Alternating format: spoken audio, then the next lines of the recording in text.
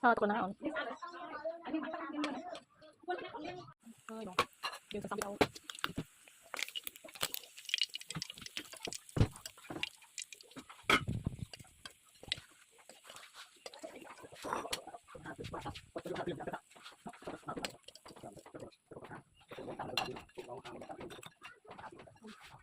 เอาแบบน้องเนี่ยบัดเนี่ยร้านรถว่านี่ผมชอบได้ละก็แบบ